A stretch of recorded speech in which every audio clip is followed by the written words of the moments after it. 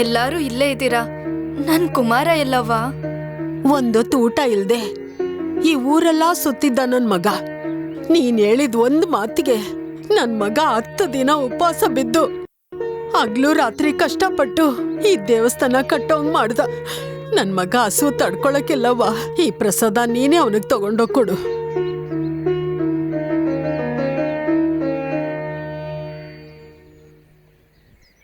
ಕುಮಾರ,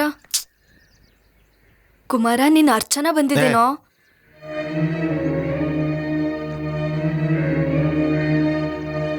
ಏನೋ ಯಾಕೋ ಹಿಂಗಿದ್ಯಾ?